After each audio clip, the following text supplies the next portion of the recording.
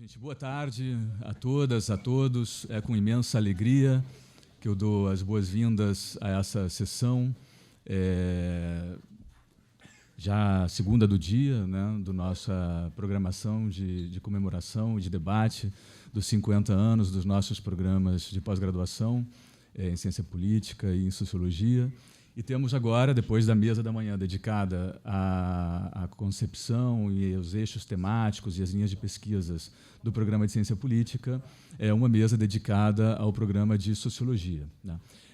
Fico muito feliz em poder coordenar os trabalhos dessa sessão, em muitos sentidos, né? Primeiro, por estar rodeado de queridos amigos que tão bem me acolheram 10 anos atrás, quando cheguei aqui no IESP, já como IESP, na transição do IUPERJ para o IESP, mas como coordenador do programa de pós-graduação e como alguém que tem, nos últimos anos, estudado e pesquisado um pouco da história das ciências sociais no Rio de Janeiro e no Brasil, me parece que um dos grandes desafios que temos nessa mesa aqui também é pensar a história institucional do programa de Sociologia, né, do IUPERJ, também do IESP, que, em alguma medida, sempre fica um pouco atrás, né, quase a reboque da narrativa do programa de Ciência Política do Instituto. Obviamente, fundamental, né, para a fundação da casa, fundamental também pelo seu pioneirismo, como foi destacado em todas as sessões aqui.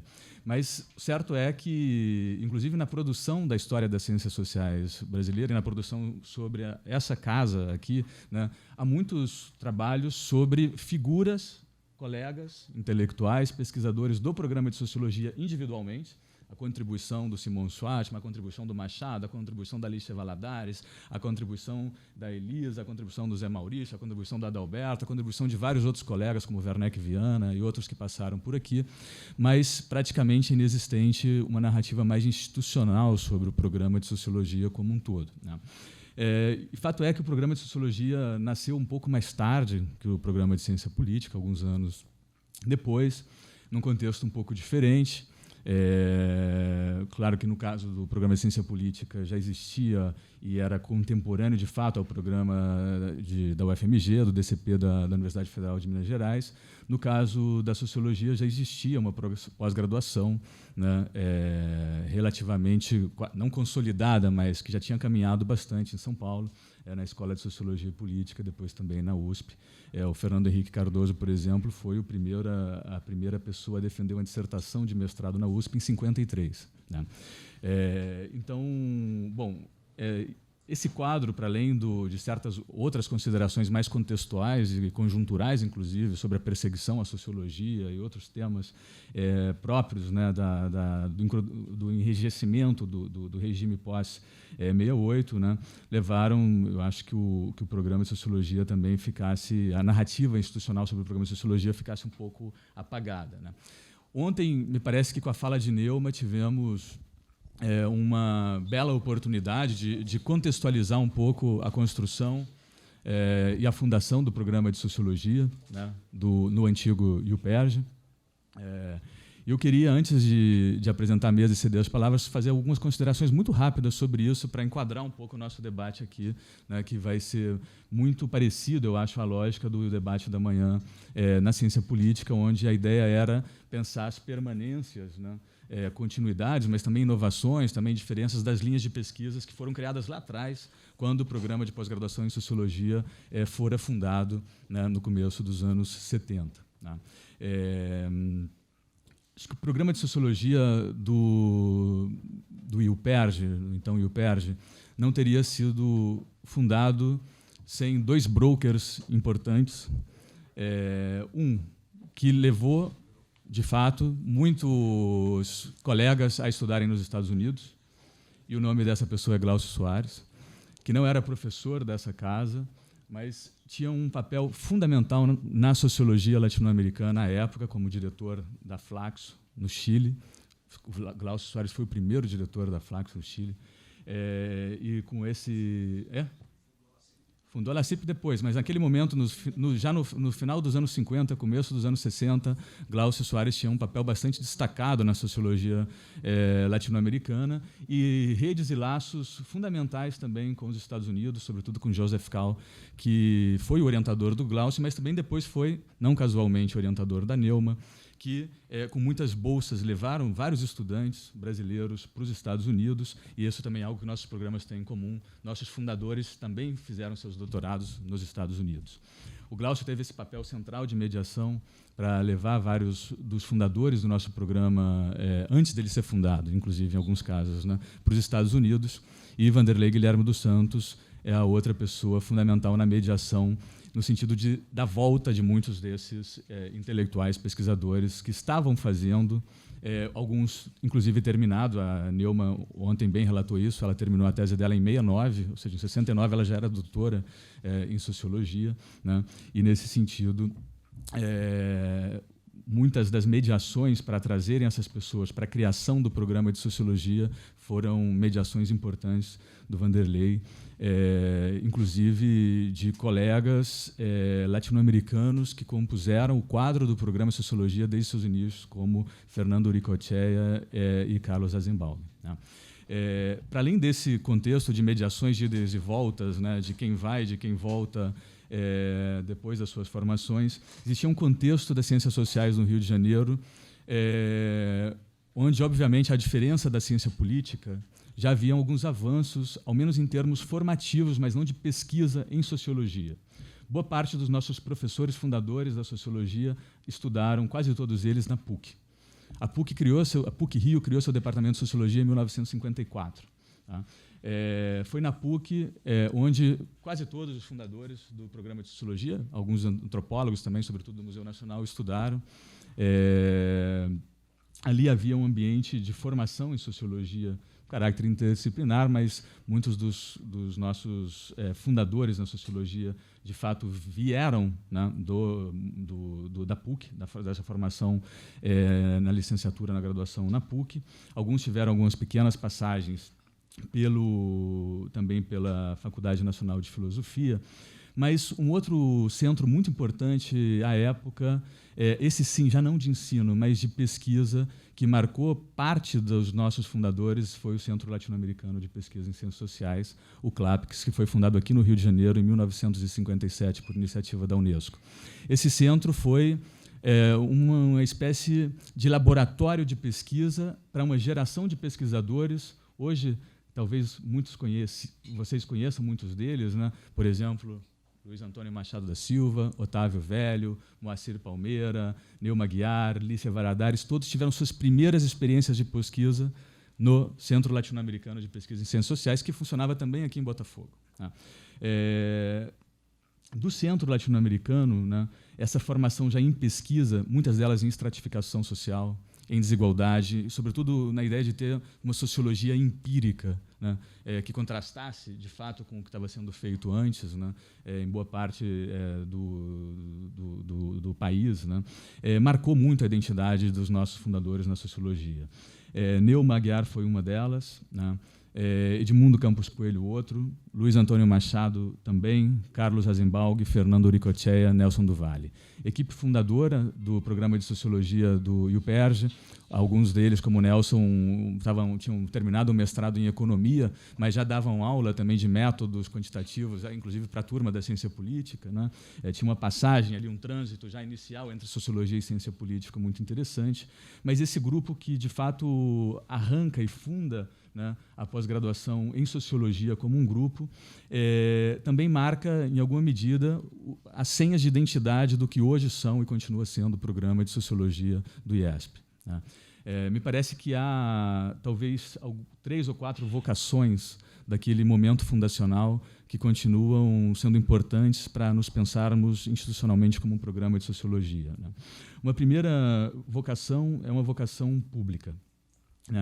Boa parte daqueles debates, daquelas pesquisas sobre desigualdades, sobre relações raciais, sobre Estado e sociedade, sobre trabalho, sobre informalidade, tiveram um papel fundamental, seja na mediação e na intervenção do debate político com o movimento negro, com as instituições, com o Estado, né? Mas sempre tentando combinar uma segunda vocação, que é não só a intervenção pública ou a vocação pública, mas fazer pesquisa empírica, rigorosa, sistemática, como algo que não é incompatível com a intervenção no debate político, né? Ou seja, aquela dicotomia de, por um lado, tá a pesquisa séria, por outro, o debate político, público, desde os nossos inícios, não foi uma dicotomia, foi algo que se trabalhava de maneira conjunta, né?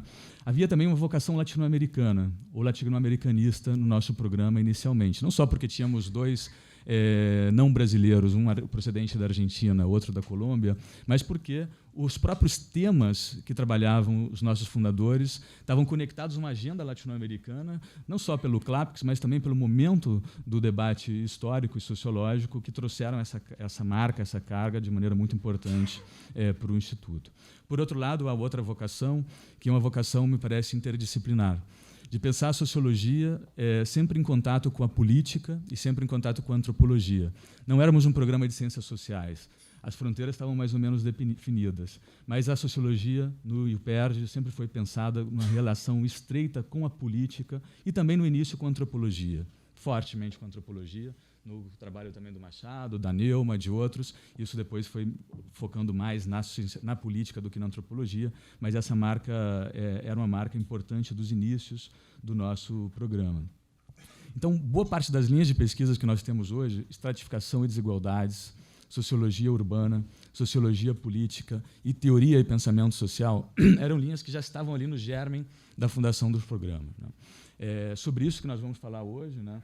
É um pouco tentar articular esses diferentes temas, essas diferentes linhas, eixos de pesquisas, como os fundadores foram trabalhando isso e depois elas foram se reinventando ao longo do tempo. E, para isso, então, gostaria de iniciar, né, a mesa, no sentido estrito, propriamente dita, passando a palavra para um dos nossos decanos aqui, o professor, colega, querido Luiz Antônio Machado, que foi, talvez, quem trabalhou todos os temas, ou quase todos os temas, em todas as linhas de pesquisa, né? Eu achei essa introdução do Ben extremamente interessante, mas queria fazer uma mínima correção. Eu não comecei a fazer pesquisa no Plástico. Foi a entrevista que você me deu, hein? Não, mas não comecei. Então eu estou corrigindo a mim mesmo.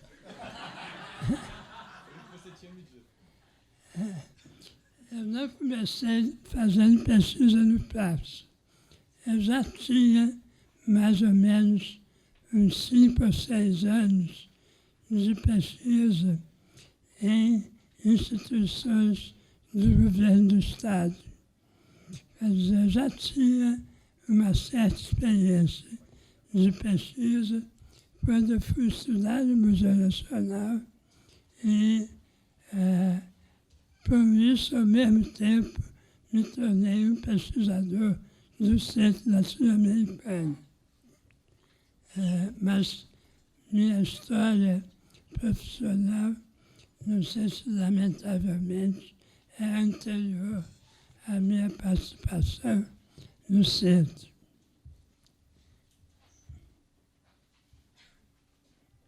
Eu vou falar muito rapidamente dos velhos tempos da sociologia urbana no UPERJ. Eu escolhi esse porte para o começo dos tempos, justamente por isso, porque era o começo do que veio a se transformar a sociologia urbana no UPERJ e mais tarde no IESP. Eu cheguei no IESP em 1973. O IESP o UPERJ já estava constituído por a Neuma, que foi quem me convidou, o Carlos Azenbaum, um argentino que ficou por muito tempo no antigo UPERJ e depois um pouco, acho que não chegou a ficar no IESP, não. Mas no IUPES ele ficou muito tempo. E um colombiano, que o Ben já falou, o Fernando Ripocheia, que ficou pouco tempo, talvez uns 5 ou 6 anos, e depois retornou para a Colômbia.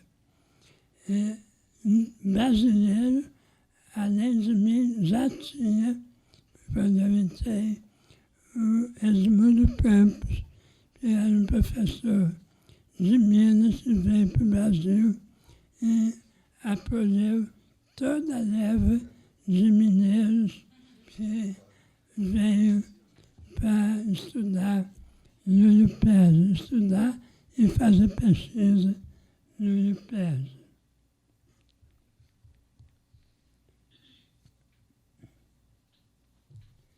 Na época que eu cheguei no IUPES, eu não tinha ainda defendido a minha dissertação e os temas dominantes, que eram os meus próprios, tinham mais ou menos 2 entradas paralelas, mas que se cruzavam fortemente.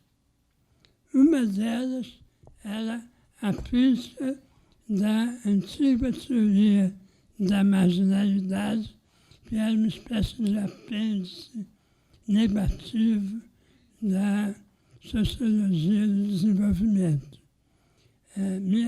Minha dissertação girou sobre isso. Eu elaborei um modelo sobre a informalidade no Rio de Janeiro naquela época, embora eu já tivesse, mesmo no museu, estudando um certo contato com outros estados por conta de participação em seminários, etc. E a outra questão que se entrecruzava com essa, mas tinha uma densidade própria, era a discussão da moradia popular, muito marcada como uma crítica à política habitacional do Banco Nacional de Habitações, que foi criada em 64 por um golpe. Esses eram os 2 grandes temas da época e meus também. Isso vai até mais ou menos o final da minha tese, que eu defendi em 1979. Até lá eu já tinha bastante contato com os movimentos de favelas, porque desde o começo o meu campo, como costumam dizer os antropólogos, sempre foi a favela. Embora eu não estudasse propriamente as favelas, mas sim os processos sociais que se desenvolviam nela, tanto do ponto de vista macro quanto do ponto de vista interno, com ênfase especial no movimento dos favelados, que lá para metade dos anos 70 em diante passaram a ter uma revivescência bastante forte depois de serem quase esmagados pelo golpe até os anos 70, 72, por aí. E eu, imediatamente depois, passei a lidar com movimentos sociais. Fui um dos fundadores de um grupo que durou bastante tempo na Ampof sobre movimentos sociais de base, que na época se chamavam movimentos sociais urbanos, juntamente com Paulo Cinza, a Alicia Zicardi, que era uma aluna do IUPES, que se transferiu depois para o México e fez carreira no México e o José Álvaro Moisés. Esses são os nomes que eu me lembro, mas a minha memória, lamentavelmente, está se ressentindo da idade. Não juro que tenha sido só esse. E então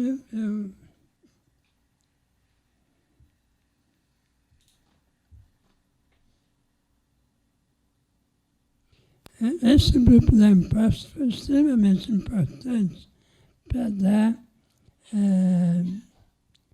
carne e visibilidade à discussão sobre os movimentos de base. Foi um grupo novo, tinha muita gente, inclusive mandarins nacionais da sociologia urbana, como, por exemplo, Lúcio Fovaric, e tinha uma série de pessoas que sistematizavam a apresentação de suas pesquisas na Ampof.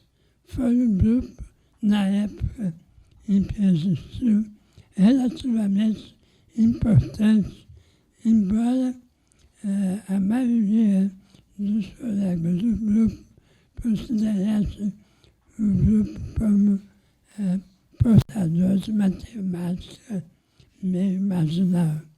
Mas eu não tenho nada contra temáticas marginais.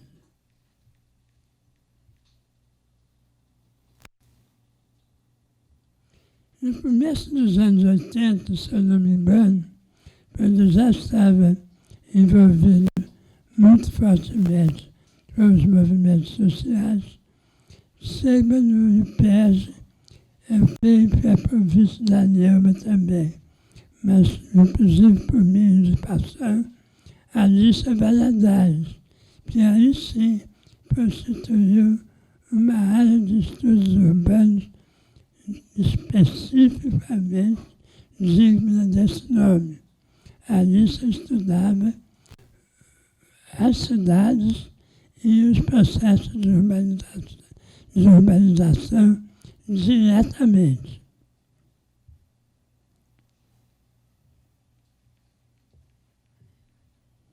Eu sempre estudei temas pronefs, de modo que, por entrada da lista no IPES, a área de sociologia urbana pode ser dita como consolidada.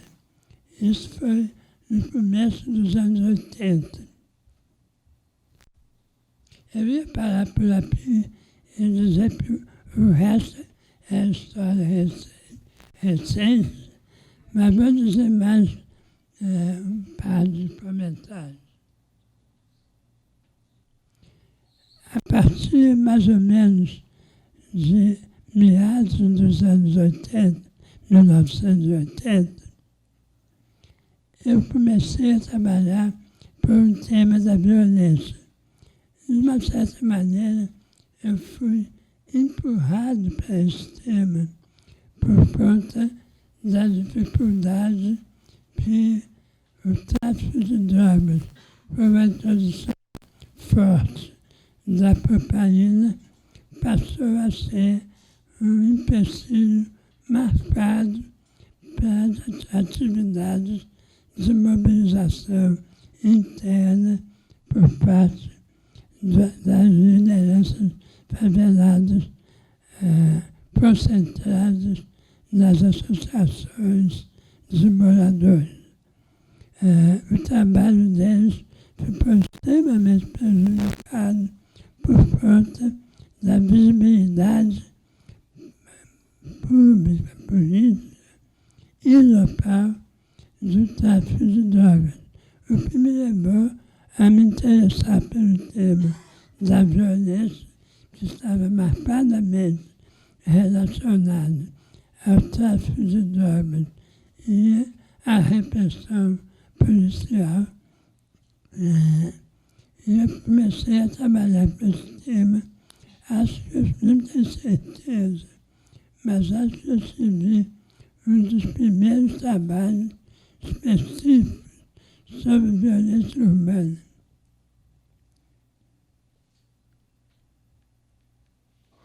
Se não foi o primeiro, foi um dos primeiros. Paralelamente a essas questões que eu venho comentando, eu queria mencionar que a professora Maria Alice, que se incorporou ao UPERJ por volta dessa época também tinha trabalhos sobre violência e sobre a cidade de uma maneira geral. Ela fez um estudo do problema de César Maia, um estudo novo, amplo, do problema de César Maia para as favelas, eu esqueci o nome. Obrigado.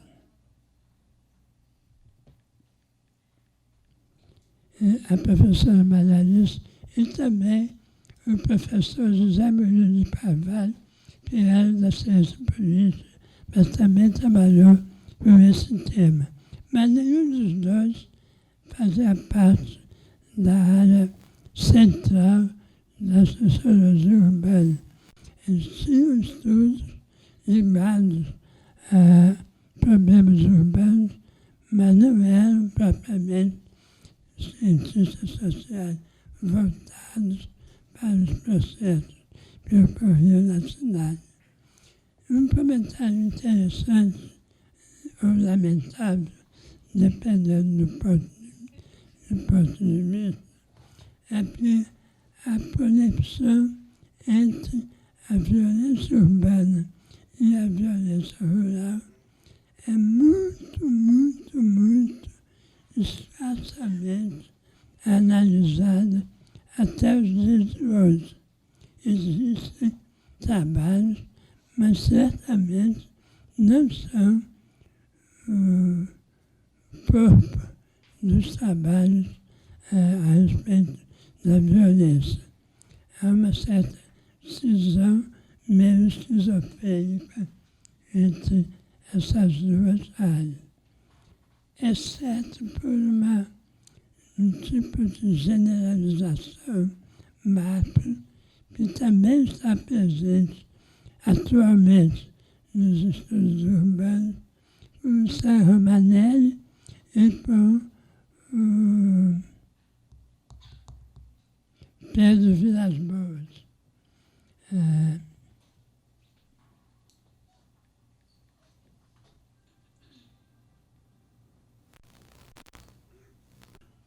E mais recentemente foi observada, eu posso dizer, nos últimos anos, embora já sejam vários, foi observada da Mariana e um pouco depois da Eugênia, para trabalhar aqui no IESP, a área de estudos urbanos volta a reviver o seu glorioso passado. Eu queria comentar por último, e muito rapidamente, porque é impossível falar pouco tempo sobre isso, que esse grupo, embora pequeno, ligado à sociologia urbana, aqui no IESP, teve um poder de reprodução muito importante. Com teses, com participação dos alunos em seminários, participação maciça na ANPOFS. E por isso só eu tenho mais ou menos 150 teses e dissertações defendidas. Mas foi muito mais do que isso se nós juntarmos essas outras pessoas. Isso significa que nós temos gente formada no antigo IPERJ e no IESP, espalhado não só pelo Brasil todo, como é a massa dos casos, como também internacionalmente. Porque eu e os outros mencionados. Tivemos bastante número significativo de alunos de outros países. Da América Latina, certamente, mas eu tive um aluno americano, por exemplo, que depois perdi de vista, não sei aonde está. Muito obrigado, era isso que eu queria comentar.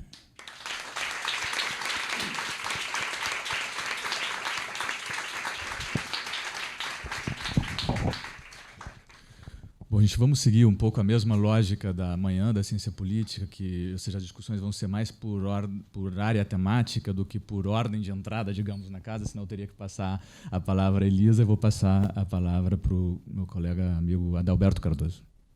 Muito obrigado, Breno. Queria primeiro saudar os organizadores e organizadoras do evento, né, que está sendo um sucesso estrondoso, tudo muito cuidadoso, com muito carinho, e saudar essa imensa plateia generosa também que está aí para ouvir um pouco sobre o nosso passado, que é o nosso presente também, né? Eu fiquei com muita dúvida sobre o que fazer, e ontem eu fiquei ouvindo as falas muito pessoais, né, das pessoas falando das suas trajetórias e tal. Eu fiquei inclinado a fazer uma coisa parecida com isso, então eu vou misturar um pouco isso que foi feito de manhã e o Machado com um pouquinho também da minha trajetória, porque, tal como está claro, para mim, pelo menos, né, essa casa é feita pelas pessoas que passaram por aqui e que estão por aqui, e, portanto, a trajetória da casa se confunde com a trajetória das pessoas, algumas mais, né, algumas menos, mas eu acho que isso acaba sendo importante. Não tá eu ficar aqui me jactando sobre a minha vida, não se trata disso, se trata um pouco de o que da minha vida está nessa instituição, né, e o que dessa instituição eu carrego comigo. A primeira coisa é que eu sou filho da USP e do SEBRAP, né? Eu me formei, me mestrei, me doutorei na USP e trabalhei por 18 anos no SEBRAP, né? E vim para cá por pura casualidade, porque houve um convite da Alice Abreu para eu prestar um concurso para uma bolsa de pós-doc que eles tinham lá no IFIX. E eu fui, fiz lá esse concurso, que não foi um concurso, na verdade, porque não tinha outro candidato, então eu fiquei com a bolsa. Isso foi em 96, eu tive que defender a minha tese a toque de caixa na USP, porque senão eu não podia ter acesso a essa bolsa. Defendi a tese assim mesmo, escrevi muito rápido, ainda ganhei um prêmio na POX com essa tese, mesmo escrevendo assim muito rápido. E essa tese, por curiosidade, né, ela começou a ser escrita de uma maneira, e lá pelas tantas o meu orientador, Brasílio, falou: você precisa ler o pessoal do IUPERJ, porque está faltando nesse seu argumento, né, uma perspectiva que só eles têm, né? E daí eu fui ler o que faltava ler para eu terminar a minha tese em 2 meses, né? Bem, chego no IFIX para dar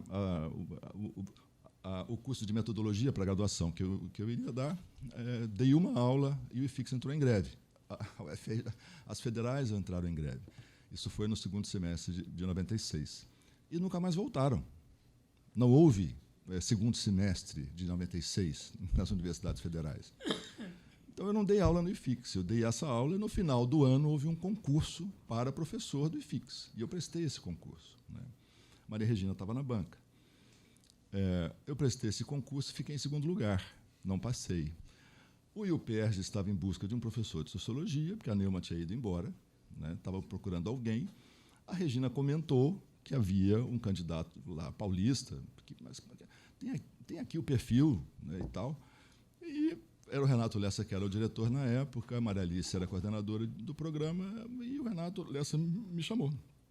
Você quer vir para cá? Eu vinha do SEBRAP, né? O IUPERJ era uma instituição irmã do SEBRAP. O IUPERJ era o sonho de consumo de qualquer pessoa na minha idade, naquele momento, né, dada a importância que o IUPERJ tinha. E no final das contas, a minha tese, né, ela é iuperdiana, porque eu tive que refazer tudo depois de ler o Vanderlei, o Renato Lessa e as pessoas que eu li, que eu fui incluir na minha tese depois. Então, eu falei, ok, fui falar com a Maralice, o que vocês têm para me oferecer? Foi a pergunta que eu fiz. Ela fez uma sala como essa e uma instituição muito boa para você trabalhar. Aqui não tem graduação, aqui você vai dar um curso por semestre. Eu sabia de tudo isso, evidentemente, né? E foi assim que eu vim para cá, por pura sorte, porque, de fato, eu tinha passado em primeiro lugar no concurso da UFRJ. A banca fez uma conta errada, né? E aí eu já estava aqui e recebo uma carta da reitoria da UFRJ dizendo que eu tinha um mês para tomar posse, né? Eu tive que responder a carta à reitoria da UFRJ, muito obrigado, mas eu já estou muito bem empregado, e não fui para a UFRJ, apesar de ter passado em primeiro lugar. Então, contada essa história, eu estar aqui por acaso, por outro lado, tem um aspecto dessa casualidade que não é tão casual assim, né? Porque a minha perspectiva, eu estudava movimento sindical, né? Trabalhadores, mercado de trabalho, essa coisa toda, desde que eu entrei no SEBRAP. Eu entrei lá em 82 para trabalhar com o Reginaldo Prandi para estudar plantadores de feijão, né? Educação e produtividade no setor rural. E aí a gente foi estudar plantador de feijão e eu estava lá como assistente de pesquisa. Depois eu trabalhei com o Vinícius durante anos sobre sindicalismo e mais alguns anos com o Odônio, né, estudando o sindicalismo de resultados, pragmático, não sei o quê, e mais alguns anos com o Chico de Oliveira, né, olhando para isso e pelo lado do mercado de trabalho, um pouco de desigualdade. Então, eram temas muito caros a essa instituição também, né? Eram temas que o Werneck, de uma maneira ou de outra, ajudou a consolidar aqui de uma outra perspectiva. Ele fazia uma sociologia política muito mais vigorosa do que a que eu fazia. Eu fazia uma sociologia rastaquera, em termos comparativos, porque eu estava muito digamos, no rés do chão, né? Eu me lembro, inclusive, quando eu vim, todos os que chegamos, naquele momento, eu, Marcelo Jasmin, a Célia tinha chegado um ano antes, nos foi pedido para fazer seminários, para nos apresentarmos à comunidade do IUPERJ, né? E fizemos. Eu fui fazer o meu seminário, lembro do Jairo. Toma cuidado com o Bernecão, hein? Ele é duro, ele pega pesado. Então, eu já sentei aqui para falar sobre o livro que eu tinha acabado de escrever, mas que eu ainda não tinha publicado. E estava lá o Werneck lá no fundo, e eu só assim, né? É hoje que eu vou ouvir. Mas o Werneck foi super gentil, fez perguntas gentis. Mas eu estive todo o tempo sob digamos, o crivo do professor Werneck Viana, porque o primeiro curso que eu ofereci, algum colega, né, submeteu a ementa ao Werneck e veio comentar comigo: o Werneck gostou muito da sua ementa. Tá bom.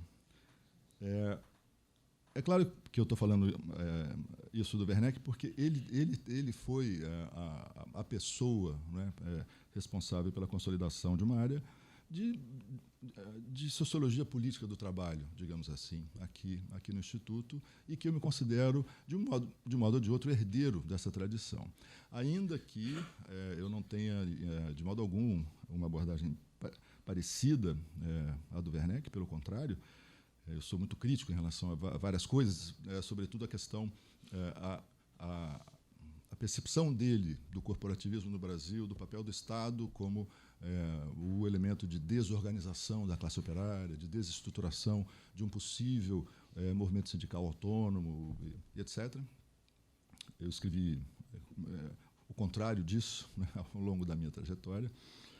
Mas, apesar disso, eu me considero herdeiro dessa postura crítica diante da realidade brasileira e da possibilidade de falar sobre o Brasil, não é, a partir do ponto de vista do trabalho, e construir uma narrativa sobre o Brasil, uma interpretação sobre o Brasil a partir do ponto de vista do trabalho, que isso era muito a perspectiva original do Werneck. Quando eu entrei aqui, ele já tinha abandonado esse mundo, né? Ele tinha acabado de fazer as suas pesquisas sobre os intelectuais, estava começando a estudar juízes e o mundo do direito e não sei o quê, e foi uma coisa curiosa. Eu fui investigar nos documentos aí que estão online dos 50 anos. O Werneck, nos 20 e tantos anos, quase 30 anos que ele ficou aqui, ele orientou uma tese de doutorado sobre trabalho. Uma. A primeira tese de doutorado dele, que é da Antônia Cobari, que é sobre classe operária. O resto é tudo sobre democracia, pensamento social brasileiro, intelectuais, enfim, tem coisas sobre trabalho rural, né? Mas sobre trabalho urbano não tem, só tem uma tese, o que é muito curioso. Então, a maioria das teses sobre trabalho que do antigo IUPERJ e do atual IESP, que estão listadas aí, foram orientadas por mim, né? Então, de fato, houve uma construção, né, de uma área dentro da área de estudos urbanos, de trabalho, com a minha vinda para cá.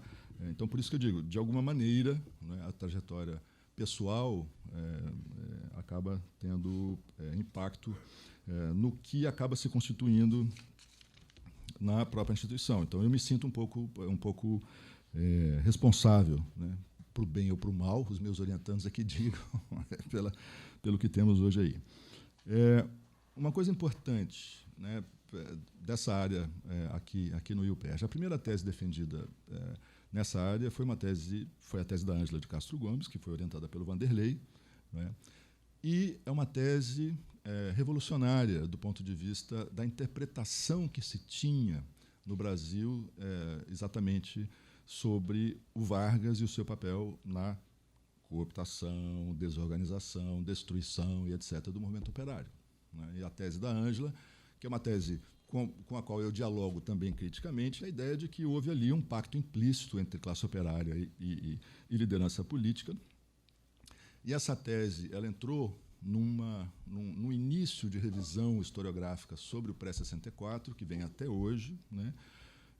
E essa revisão, ao invés de olhar a ação do Estado como uma ação desorganizadora, vê a ação do Estado como a consciência de classe e a classe operária que nós tivemos e que se criou, a experiência de fato, né, coletiva da classe operária, é a experiência dos direitos, a experiência do direito do trabalho, a experiência as aspirações são as aspirações relacionadas ao direito do trabalho e tudo mais. Então, e essa revisão, a Ângela teve um papel central nisso, né?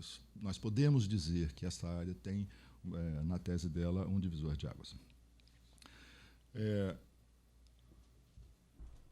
Eu não queria fazer essa discussão sobre a coisa substantiva sem falar um pouco da nossa crise, da crise do IUPERJ que nos trouxe aqui, né? Porque ninguém falou sobre isso e ninguém vai falar sobre isso. Então, eu achei que era o caso de, pelo menos, eu gastar 5 minutinhos para falar sobre isso, porque muita gente que está sentada aqui não sabe algumas coisas que aconteceram. Eu entrei aqui em 97, portanto, há 22 anos atrás. Em 1999, a Universidade Cândido Mendes parou de depositar o nosso FGTS. Em 2003, a universidade cortou 30% dos nossos salários. Assim, cortou 30% dos salários. Em 2006, ela começou a pagar 10 salários por ano. Entre 2006 e 2009, a Cândido Mendes nos pagou 10 dos 13 salários devidos. E alguns professores não pagou nenhum. E em 2009, em dezembro de 2009, o Zé Maurício era o diretor da casa, o Cândido Mendes disse que simplesmente não pagaria nenhum salário mais em 2010, que nós nos virássemos. Jairo. Nós nos virássemos, né? Janeiro, fevereiro, março, abril, de fato, ele não pagou nenhum salário. Em abril, ele pagou um salário que ele não tinha pago em 2008. Então, em 2009, ele pagou um salário que ele devia, né? Dos 13 de 2009, ele pagou 10, pagou 1. Em maio, ele pagou o 13º de 2008. Então, de fato, ele não pagou nenhum salário. E aí, nós estávamos, numa reunião de conselho aqui, a gente se reunia praticamente toda semana. Numa reunião de conselho, nós decidimos que, nessas condições, em julho, o IUPERJ viria a público dizer que íamos fechar, né?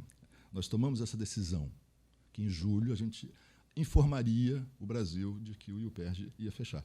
E eu digo o Brasil porque a gente estava numa campanha louca, nacional, na mídia, a gente tinha um espaço muito grande de intervenção e o Brasil todo sabia que estávamos em crise.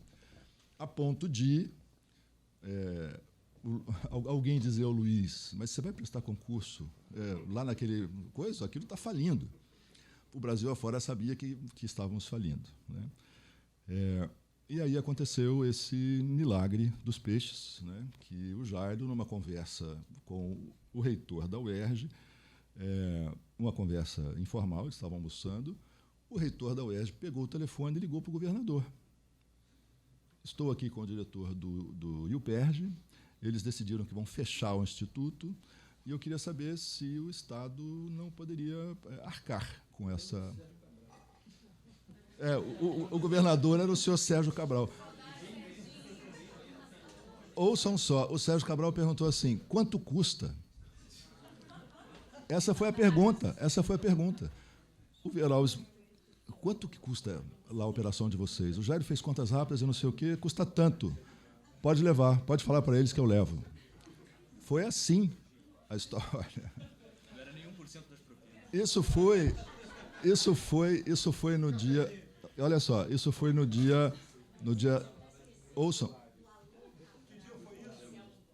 Ah, sim, Anselmo Gás. Isso foi no dia 10 de junho de 2010.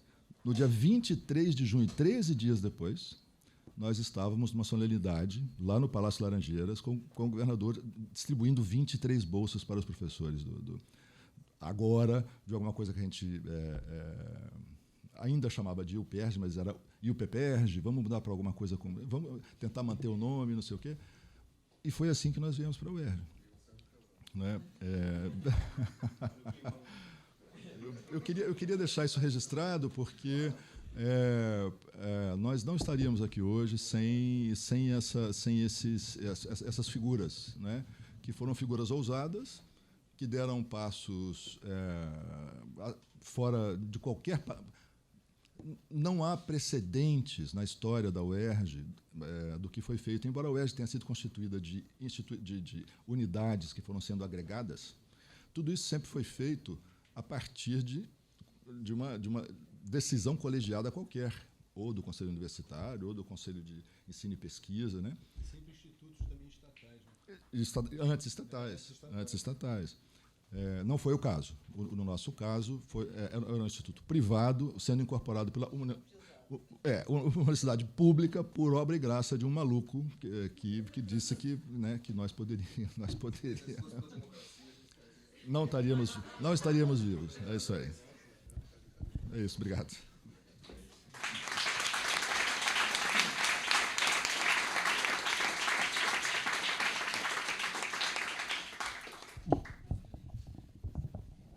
Obrigado, Adalberto. Vou passar agora a palavra à professora Elisa Reis para a sequência do nosso debate. Obrigada. Boa tarde a todos. Eu queria, antes de mais nada, agradecer a essa oportunidade de participar dessa celebração e dizer que eu fico tão emocionada quando eu venho aqui, é um prazer tão grande que eu preciso até ter umas notas que eu posso me confundir. Sobretudo quando eu me lembro das pessoas que não estão mais entre nós. Isso é uma coisa que me afeta muito quando venho aqui. Bom, o Breno tinha me pedido para falar sobre a área de sociologia política, né? E essa área engloba muitas coisas distintas. Na época que eu estava aqui, a gente falava que sociologia política estudava relações entre Estado e sociedade. Isso é mais ou menos tudo, né? Mas incluía coisas como comportamento eleitoral, cidadania. O que eu resolvi comentar é aquilo que eu acho que, dentro dos departamentos de sociologia pelo mundo afora, é mais canônico como sociologia política, que é uma sociologia de caráter macrohistórico, que a gente fez aqui com muito. Eu vou me ater a esse foco, porque eu acho que sobre outros temas, outros colegas já falaram ou vão falar, né? E essa dimensão, esse foco macrohistórico quase sempre privilegia a economia e a política, e, mais recentemente, incorporou também fortemente a dimensão cultural. Sobre isso eu volto a falar depois. Bom, para falar de pesquisa de sociologia política aqui no antigo IUPERJ, dos anos 70, né, eu acho que a gente tem que partir das abordagens do Fernando Licocheia e do Simon Schwartzman, que desenvolveram trabalhos de natureza realmente macrohistórica. O Fernando Licocheia estudou a Guarda Nacional, mostrando que os barões da Guarda Nacional foram gradualmente cooptados pelo Estado e que o poder deles se converteu em poder simbólico. E o Simon Schwartzman analisou a relação entre poderio econômico e poderio político, centrado muito na relação entre a elite paulista, as elites rurais paulistas, e o Estado Nacional. E a tese dele era comparativa com os Estados Unidos, com a Argentina, para mostrar que a forma de representação política no Brasil era, desde então, cooptativa. E ele tratava o pessoal de São Paulo como a burguesia liberal e dizia que eles foram alijados do poder político. É uma tese controversa, mas que tem uma marca macrohistórica muito forte. E tanto o Simon Schwartzman como o Fernando Licocheia vinham da sociologia de Berkeley, fortemente influenciados pelo trabalho do Bendix, que era um grande nome nessa área. Bom, em 1970, eu fui admitida ao IUPERJ como aluna de mestrado, vinda de uma pós-graduação no Chile. E aqui eu redigi uma tese orientada pelo Simon, que era sobre interesses cafeeiros e construção do Estado no Brasil. Quer dizer, além de comprar a influência do Bendix, eu já tinha uma influência marxista que vinha da UFMG, onde eu fiz graduação, e isso foi motivo de muita briga com o Simon, que era meu orientador. Mas, no final, eu acabei fazendo, de fato, uma tese que discutia como o Estado Central brasileiro se apropriava de recursos do setor cafeeiro e transferia para o setor industrial, e, dessa forma, ele próprio, o Estado Nacional, se tornava um ator estratégico. E essa tese tinha muito de análise econômica, eu usei, inclusive, para mostrar essa transferência de recursos, um modelo do Edmar Baixa, que acabou sendo membro da minha banca. O Edmar Baixa e o Amaury de Souza foram os membros. Isso era uma coisa que, nessa época, a gente não tinha um curso específico de sociologia. E o diploma do Simon era em ciência política, o meu, mais tarde, também foi, porque não existia ainda o programa de sociologia aqui. Bom, em 72, eu terminei a minha tese e fui fazer esse doutorado em ciência política no MIT. Quando eu voltei para fazer pesquisa de tese, em 76, eu fui convidada para dar um curso aqui. E dei um curso sobre economia política da escravidão. Me lembro que, nessa época, eu tive o Michel Miss, que deve ter falado aqui ontem, como um dos meus bons alunos. E a outra coisa também, footnote, é que eu dei esse curso junto com meu marido. Foi a primeira e única experiência de dar curso com o marido, porque não dá certo. E eu acho que a gente pode falar de uma segunda fase da sociologia política no IUPERJ, quando foi criado o programa de sociologia, e aí, em 1970, Werneck e eu fomos convidados a nos juntarmos a esse programa. E, ainda assim, a gente fazia uma pesquisa que era ainda de fronteiras tênues entre ciência política e sociologia. Inclusive, a gente interagia muito com os colegas da ciência política, com César Guimarães, com a Regina, com o Renato Bosque, Eli Diniz, com o Zé Murilo. Quer dizer, e a gente dava cursos que valia para as duas áreas. E a minha pesquisa pessoal, nessa época, era muito influenciada pelos sociólogos históricos daquele período de reação ao anti-historicismo dos teóricos da modernização. Apter, quem mais? Eu tenho que olhar. Lipset, Verba, muitos deles foram meus professores no MIT. E a reação vinha de Bendix, Tilly, Barrington Moore. E era uma reação realmente de historicizar o conhecimento sociológico e político. Quer dizer, o que também era marcante nessa perspectiva de análise, além da orientação macrohistórica, era a ênfase na comparação e o foco na construção do Estado Nacional. Acho que, por diferentes ângulos, todos esses autores e nós, que fomos seus seguidores, pegávamos esse ângulo. Eu, mais tarde, aqui no IUPEG, eu também orientei teses e me interessei muito pelo foco não só no Estado, mas na nação. E foi nesse foco, nesse ângulo, que eu comecei a estudar cidadania, publiquei algumas coisas sobre esse tema.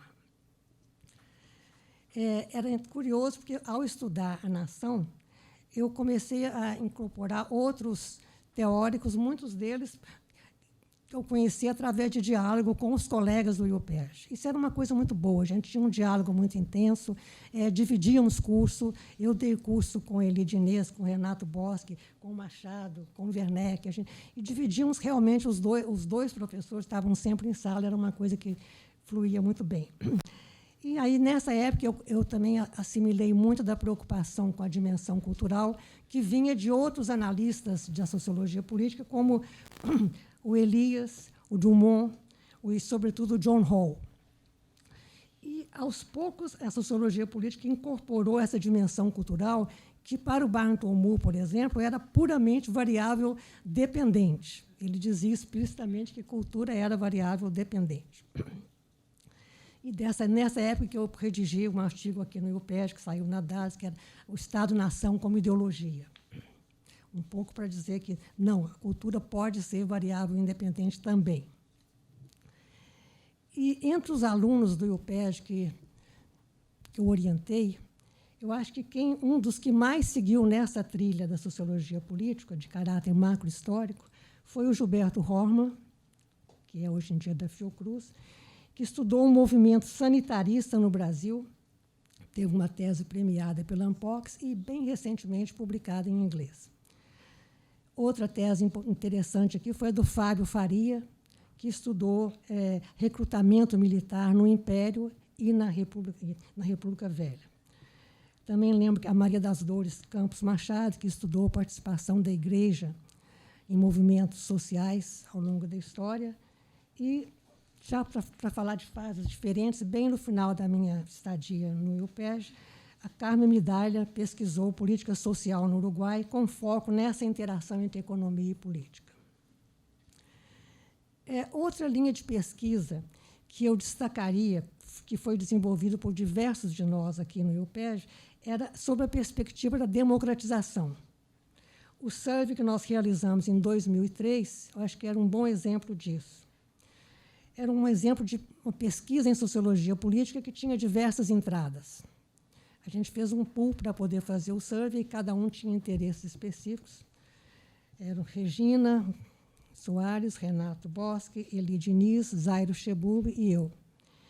E a gente montou um questionário bastante amplo que contemplava o interesse de nós todos. O meu, nesse momento específico, era sobre desigualdade, que é um tema que até hoje eu ainda trabalho. E eu estudei, quer dizer, apesar de ser um survey, eu aplicava um modelo que combinava macrohistória com escolhas racionais, que é um modelo do Abraham de Swan, que mais tarde veio a ser até meu parceiro de política, de pesquisa. E, quer dizer, eu acho que, ao longo de todos esses anos, como eu tinha mencionado, essa interação estreita entre pesquisadores, entre sociologia e política, foi muito fértil para a sociologia política que nós fizemos aqui. E, bom, é difícil evitar também essa junção, porque você vê que, até no âmbito das associações, o único comitê de pesquisa que é comum à ISA e à IPSA é o Comitê de Sociologia Política, até hoje. Eu acho que uma outra coisa interessante ressaltar é que, hoje em dia, os economistas institucionalistas fazem um uso muito intenso dessas análises de caráter macrohistórico. Penso, por exemplo, nos trabalhos do Daron Acemoglu com James Robson, onde eles, de fato, montam a base do raciocínio deles em autores como Barton Moore, Bendix, Lee, não dão os créditos necessários, quer dizer, e não usam de uma maneira superficial. Mas aí eu acho que fica muito patente como essa abordagem macrohistórica é assimilada até por uma ciência que é tão pouco histórica como a economia. E estou falando de economistas do MIT e de Harvard, de fato, muito pouco históricos, que se valem dessa tradição. Eu vou falar um pouco sobre isso, porque o Breno tinha me falado para falar um pouco também sobre o cenário hoje da sociologia política, né? Como eu disse no começo, nos departamentos de sociologia pelo mundo afora, sobretudo França e Estados Unidos, o foco da sociologia política ainda é predominantemente histórico. E só que, hoje em dia, com temáticas muito mais específicas do que aquela pretensão englobante que nós tínhamos até por ignorância nos anos 80, 90. Né?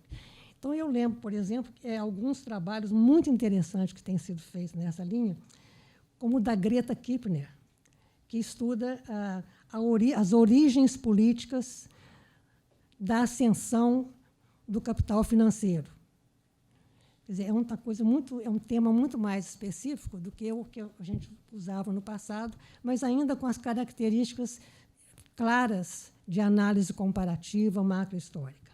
Outra pessoa muito visível nesse cenário, com muito prestígio, é a Marion Fourcade, que a Greta está em Madison e não em Madison, em Detroit, Ann Arbor. E a Marion Fourcade está em Berkeley, mas é francesa. E a Marion tem um trabalho muito interessante que ela estuda o que é o caráter distintivo da economia, tanto como conhecimento científico como prática profissional, em 3 países, França, Estados Unidos e Inglaterra, e mostra como a própria profissão de economia tem características absolutamente diferentes em cada um desses países. A explicação para ela estaria nos processos de caráter macroestrutural. O trabalho mais recente dela segue nessa linha e é um trabalho sobre moral e digital e a época digital, também com foco na economia. Como eu mencionei, nos últimos tempos, a cultura tem uma dimensão muito mais importante nessa tradição.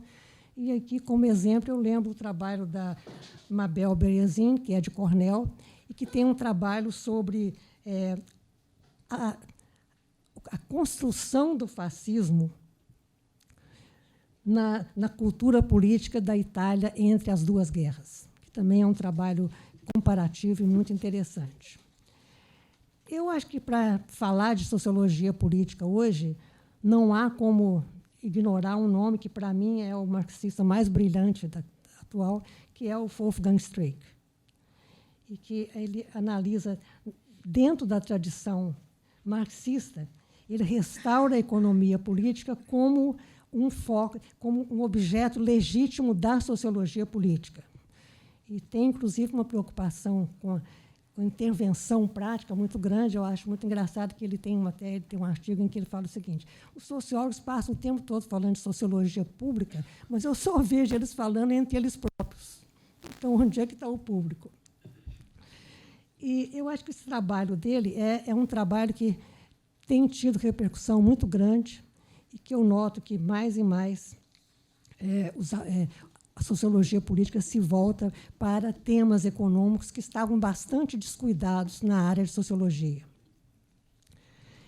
Entre nós, a gente tem ainda trabalhos recentes de sociologia política muito interessantes. Eu lembro de 2 alunas, que foram minhas alunas lá na UFRJ, e todas as 2 fizeram cursos aqui no IESP. Isso é uma prática, eu acho, muito saudável. Eu tenho mandado muitos alunos para cá, e 2 pessoas que trabalharam aqui, que fizeram trabalhos muito interessantes de sociologia política. A primeira é a Fernanda Cimini, que acabou num departamento de economia da UFMG, que estudou o capitalismo brasileiro e seus dilemas de coordenação. O Renato Bosco foi, inclusive, da banca.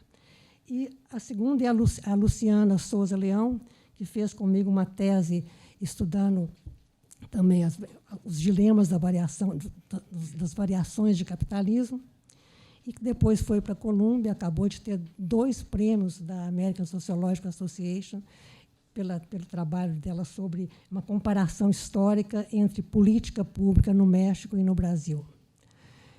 Então, quer dizer, voltando a essa ideia de que eu sempre faço questão de mandar meus alunos para cá, alguns até vêm como alunos regulares quando fazem mestrado comigo, e tenho recebido muito bons alunos daqui também lá nos meus cursos. Eu acho que, no antigo IUPERJ, eu me formei como pesquisadora. Tá? Essa é uma marca que eu tenho como pesquisadora e um ethos de pesquisa que eu aprendi no IUPERJ, que eu sigo e que sei também que o IESP segue até hoje. Então, com essas palavras, eu queria celebrar esses 50 anos e, mais uma vez, agradecer a oportunidade de dar esse depoimento.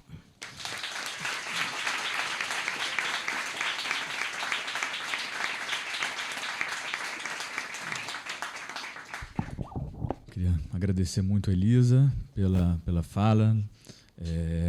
Temos ainda duas falas restantes, do professor Carlos Antônio Costa Ribeiro e do professor José Maurício. Vou passar agora para o Carlos Antônio, para o José Maurício fechar. Carlos Antônio, que não vai falar dele só, vai falar da linha de estratificação, desigualdades, uma linha importante no Instituto. Mas quando o Adalberto falou sobre a crise, eu lembrei aqui também, queria deixar registrado, que o Carlos Antônio, na verdade, estava dos 2 lados, né? Estava no IUPERJ, estava na UERJ, foi fundamental também nessa transição aí de um lado para o outro. Quando me chamaram para falar aqui, pediram para eu falar da área de estratificação e mobilidade social. Tá? Então, eu vou falar um pouco dessa área. Algumas coisas são coisas que eu não participei, que eu observei posteriormente. Depois de um determinado momento, eu entrei para o IUPERJ nessa área. Né? Foi a área em que eu desenvolvi minha tese de doutorado. E aí eu participei ativamente aqui, junto com alguns colegas, e a gente formou vários alunos, e etc., e continuamos aí nessa tarefa. Tá? Assim? Tá. Assim melhorou? Tá.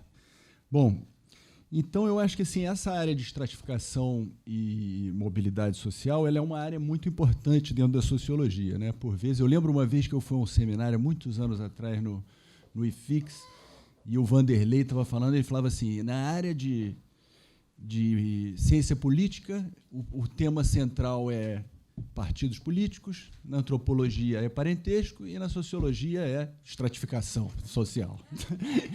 Então, eu lembro disso, eu acho que é uma área muito central, porque envolve, do ponto de vista teórico, teorias clássicas e etc., que são importantes, mas também é uma área muito empírica, muito fortemente empírica, tá? E que se volta para o estudo das desigualdades sociais e, mais particularmente, não só as desigualdades no sentido dos índices de Gini da vida, mas como essa desigualdade se constitui e é reproduzida ou superada ao longo do ciclo de vida das pessoas. Tá?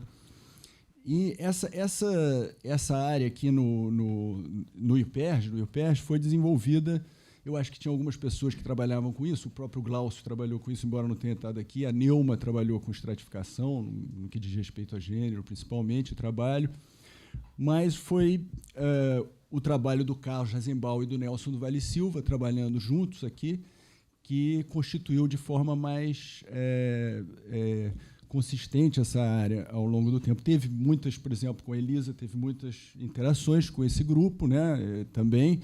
Né, ela falou aqui do interesse sobre desigualdade, mas eu acho que quem desenvolveu isso aqui de forma mais consistente e formou muitas pessoas foram o Carlos Rasenbaum e o Nelson do Vale Silva. O Carlos, ele tinha feito fez o doutorado dele em Berkeley, uma tese sobre discriminação e desigualdades raciais no Brasil, né, uma tese muito importante, era uma tese principalmente de sociologia histórica nesse ponto, né, porque ele recuperava as origens, enfim, um enorme debate sobre interpretações da escravidão e etc. e tal, né? E o Nelson do Vale Silva tinha feito uma tese, foi fazer uma tese em Michigan. Ele inicialmente ia estudar com um cara que é um dos fundadores da área de estratificação social, que é o Otis Dudley Duncan, que escreveu um livro junto com Peter Blau chamado The American Occupational Structure. Mas chegando lá, o Duncan foi embora para um outro lugar e ele acabou estudando com outro professor, muito importante também, e escreveu uma tese também sobre desigualdade de renda no Rio de Janeiro, usando dados do censo de 1960. Então, e nessa tese, o que o Nelson escreveu, ele me disse posteriormente que ele se inspirou numa ideia que ele tinha lido do Carlos Rasenbaum. Ele tinha lido um artigo do Carlos Rasenbaum, o Carlos Rasenbaum criticava o Florestan Fernandes, e ele falou assim, bom, isso aqui, vou testar isso aqui dá uma tese sobre isso. E aí escreveu a tese dele usando os dados do censo. Quando voltou para o Brasil, ambos se encontraram no UPERJ e começaram a desenvolver trabalhos em conjunto sobre o tema das desigualdades, das relações raciais, né, por assim dizer, mas com essa forte pegada de estratificação social, em que eles tratam de vários temas que são centrais dentro dessa área. Tá? E eles tinham um programa de pesquisa conjuntos, né, que era...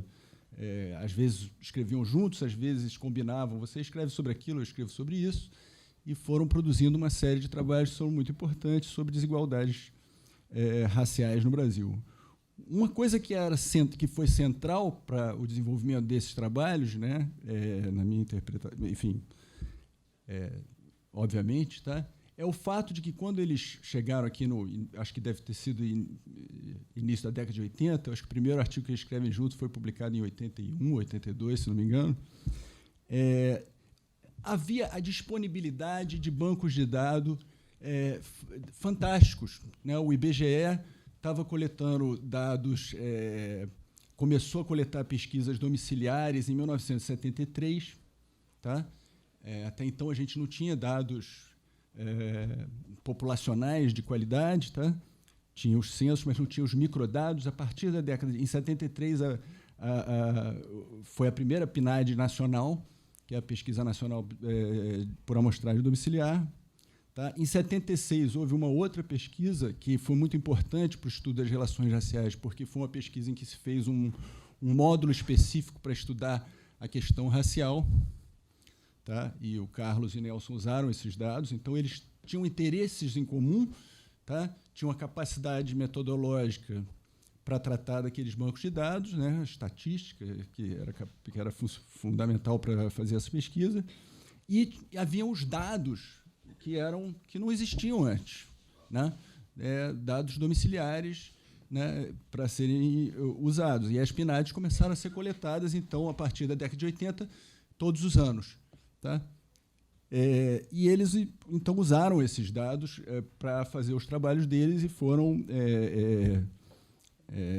o que foi fundamental, porque essa área da sociologia é uma área eminentemente empírica, de fazer análise empírica, é uma área em que pensa, às vezes a gente pode chamar de sociologia das populações, porque a gente está sempre pensando em termos das populações, né? A ideia de que cada indivíduo na população é diferente, cada casamento é diferente, mas a gente consegue encontrar padrões gerais, e para isso é necessário usar uma metodologia estatística. Tá? Então, os bancos de dados eram fundamentais para estudar isso. Tá? Os bancos de dados, essa perspectiva de estudar a desigualdade ao longo dos ciclos de vida, muito influenciada por uma sociologia desenvolvida nos Estados Unidos, mas que eu não gosto quando falam que sociologia quantitativa é americanizada, porque eu acho que isso não é verdade, porque quando eu vou na Alemanha é assim, quando eu vou na França é assim, quando eu vou em todos os lugares do mundo é assim. Né? Mas era influenciado pela, talvez, a escola de Wisconsin, que havia a ideia de estudar os ciclos de vida e como as desigualdades se dão ao longo dos ciclos de vida. Tá? Isso era muito importante. Né? Então, eles fizeram vários trabalhos com isso e foram formando vários alunos. Tá? E eu, quando estava na minha graduação em Ciências Sociais, Estava ali meio perdido, estudando aquelas coisas. Eu lembro que uma vez eu fui, eu acho que era em 88, a época do centenário da abolição, tinha um seminário lá que era organizado no Afroasiático, eu ia lá assistir os seminários, aí uma vez eu assisti um trabalho do Nelson falando sobre casamentos interraciais. Eu falei, pô, esse negócio é legal, hein? Não é só opinião, não. O cara está mostrando ali umas coisas que são interessantes, não é a opinião dele, né? Então eu fiquei interessado, já comecei a me interessar por aquilo, e durante o meu mestrado fiz...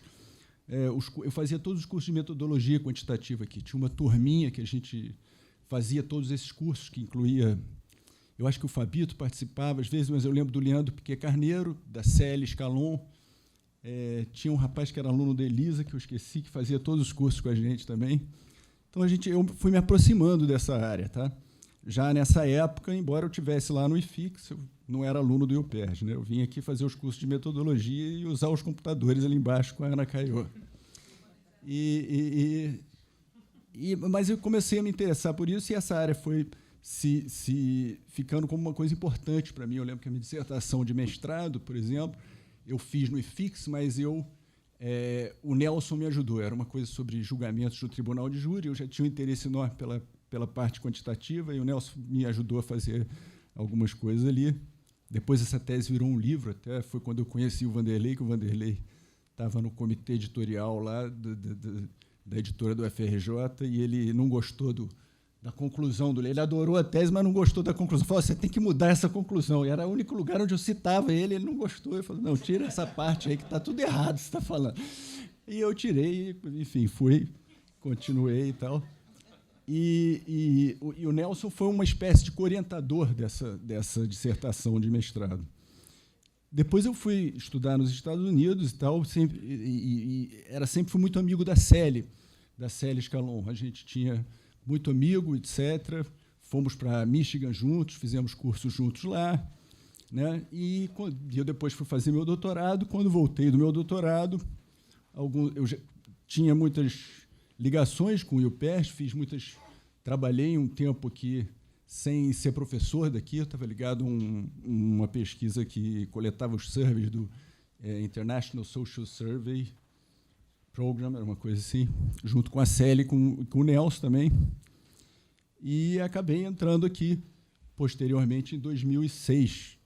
Tá? Fui convidado, o Adalberto me convidou, decidiram em algum momento. Aí eu dei um curso aqui com o Vanderlei também, antes de entrar. Então, depois que eu voltei do meu doutorado, eu já estava me aproximando da casa.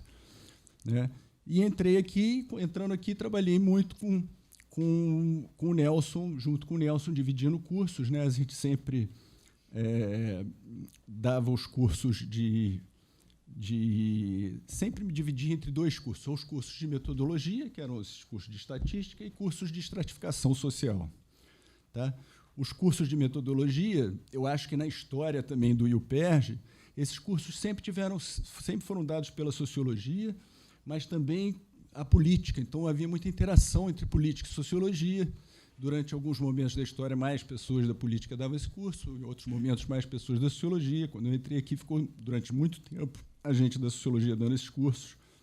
Foi aí que surgiu a denominação dos cursos, que hoje em dia são conhecidos como Lego 1, Lego 2, Lego 3. É uma história até engraçada, a história desse curso, porque eu lembro que uma vez o Ricardo Menzaqui virou para mim e falou assim, pô, o Renato Lessa disse que esses cursos que você dá não são matemática séria, não, é uma espécie de Lego. Eu falei assim, é isso mesmo, é Lego, achei ótimo, então vamos dar, vai ser Lego 1. Aí eu falei com o Nelson, ó, o Ricardinho me disse que o Renato Lessa disse que é Lego 1, o Nelson falou, que maravilha, é isso mesmo, vamos lá ler. A gente deu, ele achou que estava sacaneando a gente adorou o negócio e deu lá o nome de Lego 1, Lego 2 e Lego 3, porque o que é impressionante, porque, de certa forma, é realmente uma coisa muito básica, mas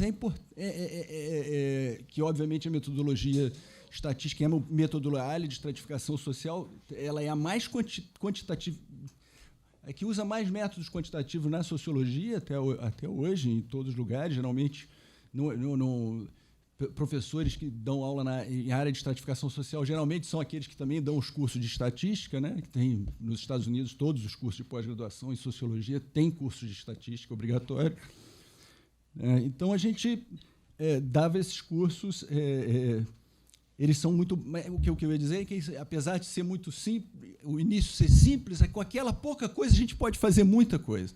Tá? É claro que na área de estratificação se avança, às vezes se propõe inovações metodológicas e etc. E tal.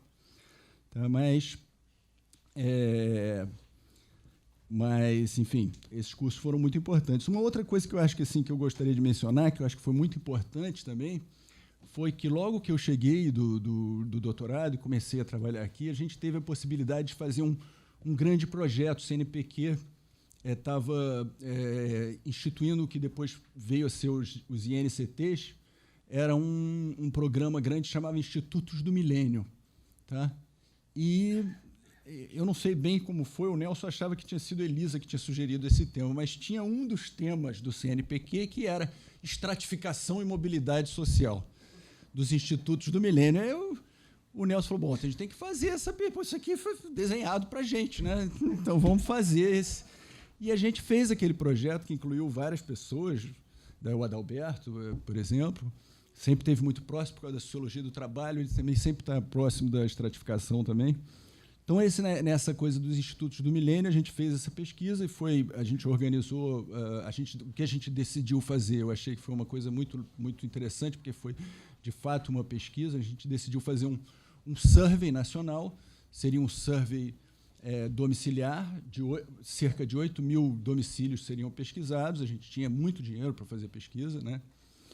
E essa pesquisa foi feita, foi realizada, a gente até hoje produziu vários artigos com base nisso. A ideia toda era o que informava a coleta dos dados, tá?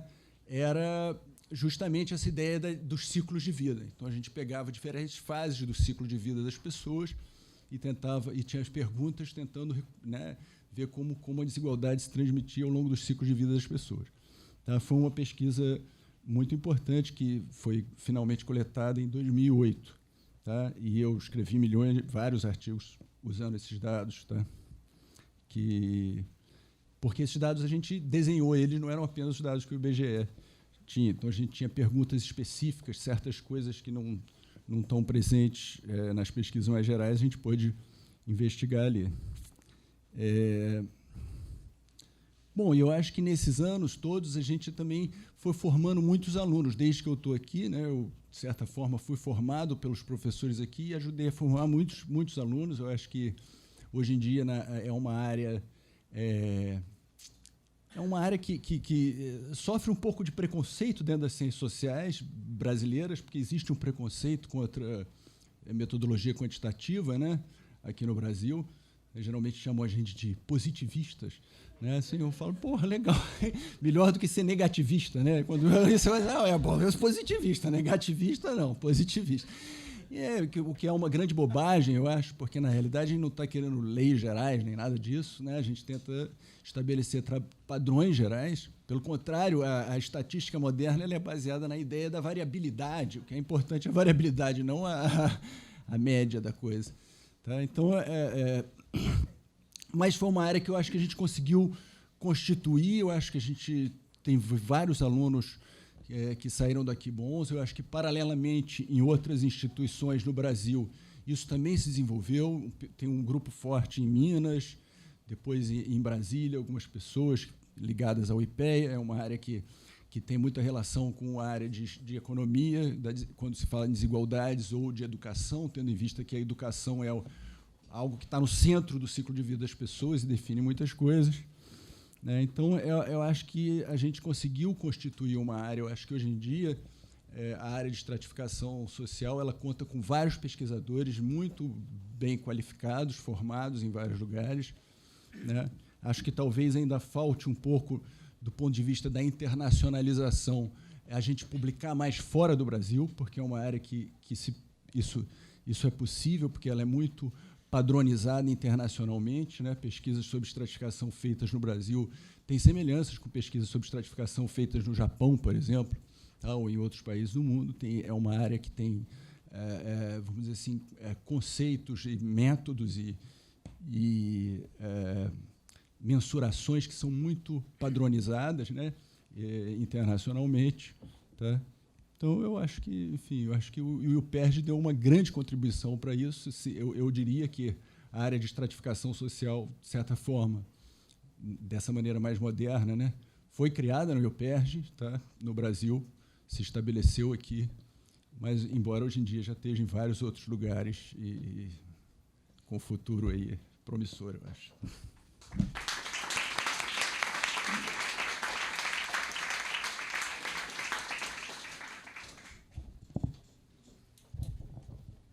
Obrigado, Carlos Antônio. Então vamos fechar agora com chave de ouro com o nosso Zé Maurício Domingues.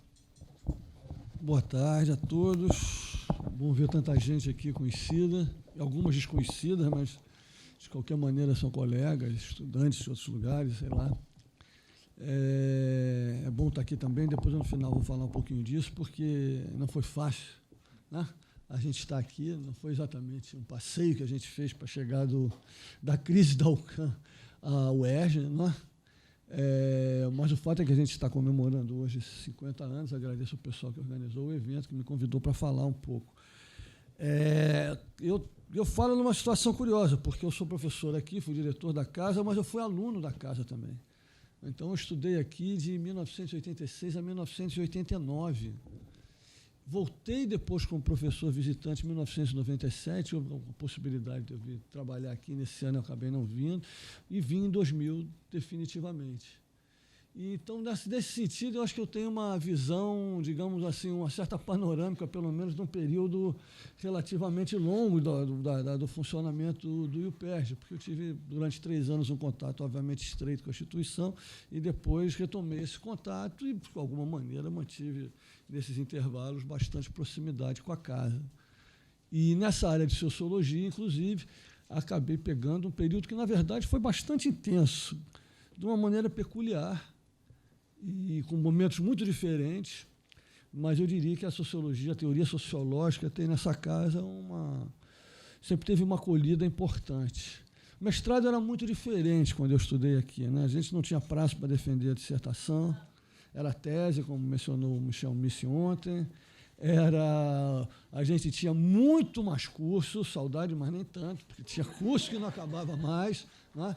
A gente tinha, por exemplo, 4 disciplinas de teoria sociológica, 2 de teoria clássica e 2 de teoria contemporânea, né?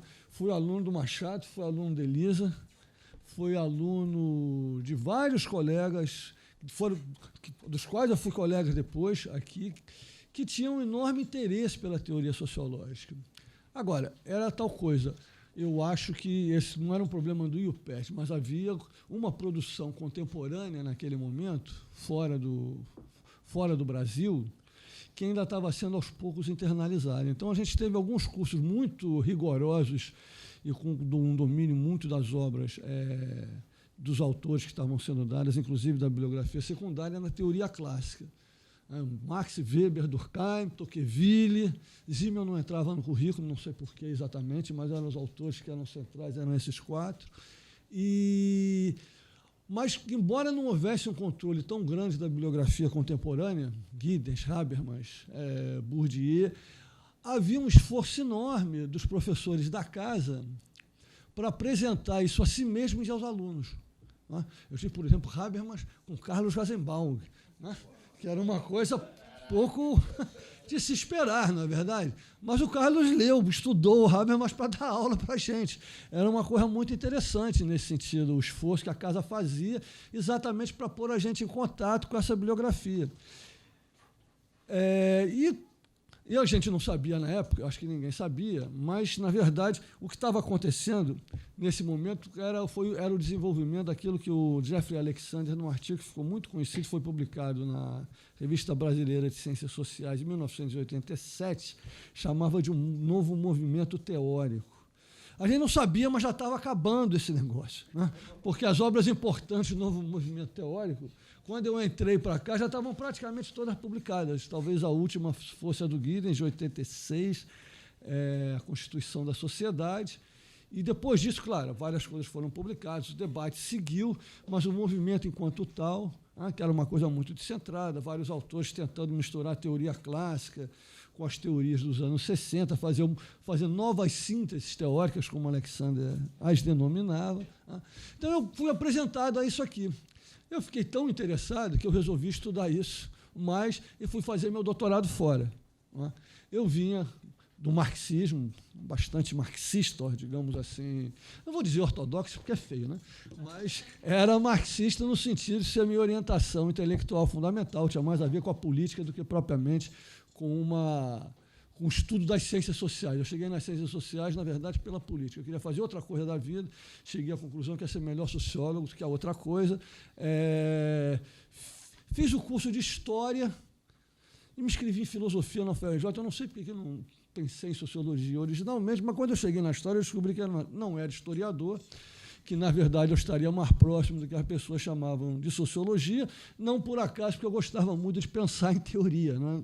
Isso acabou se desdobrando exatamente, não tanto no mestrado, daqui a pouco eu falo disso, mas no doutorado. Então, eu fui para fora estudar esses autores que estavam sendo discutidos naquele momento. Eram figuras que estavam em evidência. Os mais importantes eram Habermas, Giddens, Bourdieu, o Alexander, em grande medida também. Essa era a discussão mais forte daquele período.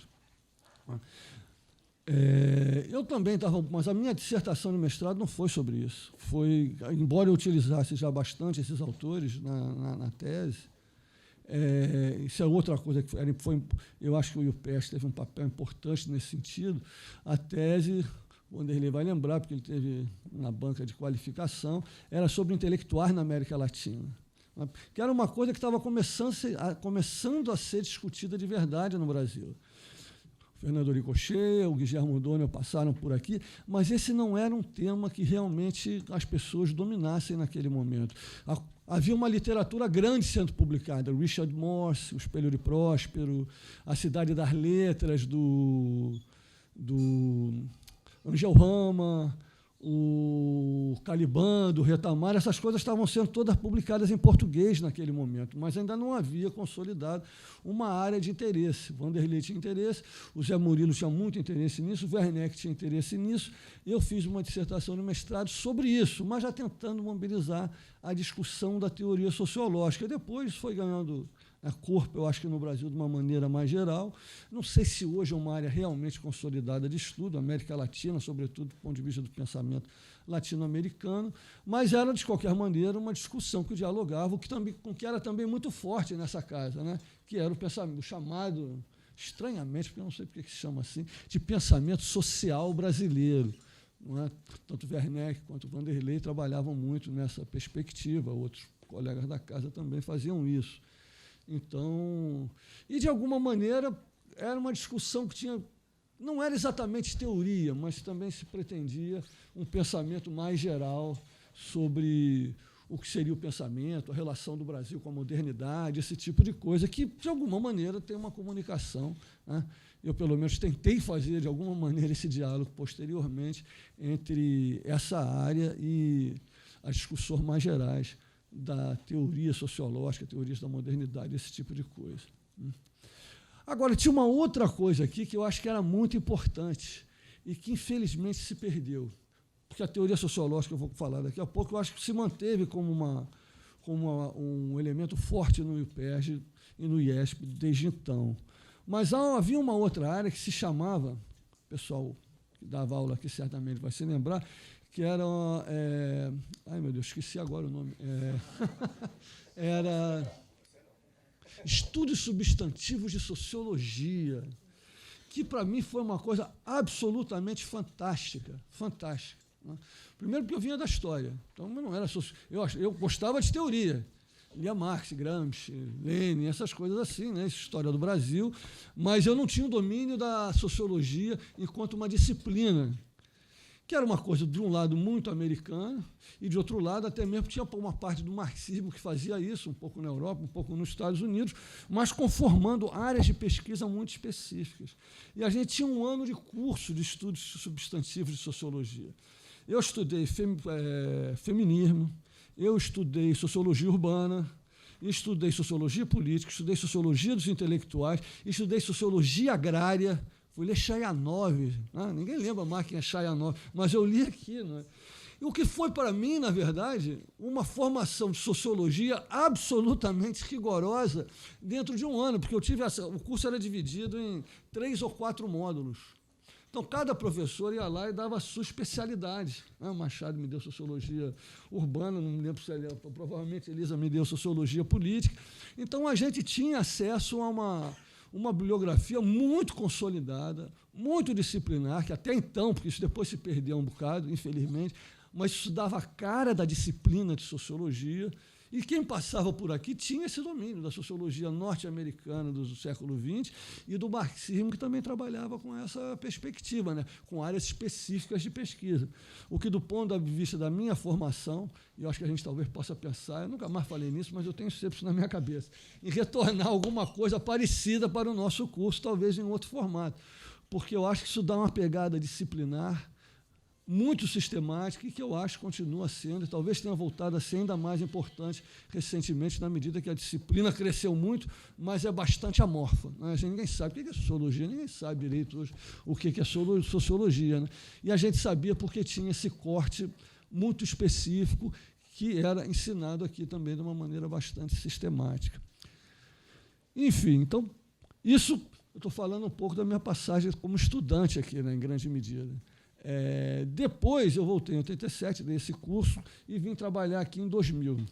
Quando eu cheguei aqui, os cursos eram na verdade, eram 3 cursos de teoria sociológica obrigatórios. Só que havia tido, aí realmente eu não sei explicar exatamente por quê, havia tido uma mudança na estrutura do curso, porque, isso teve a ver também com o encolhimento do tempo do mestrado, né? Porque os mestrados a gente não tinha prazo, tinha 2 anos de curso somente. Quando ele foi encolhido para um total de 2 anos, alguma coisa tinha que dançar.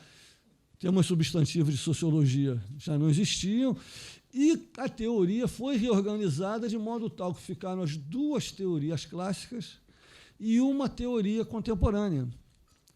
O que me parecia uma coisa um pouco estranha, né? Não fazia muito sentido. Convenci os colegas, logo depois, a modificar isso, a passar um curso de teoria clássica.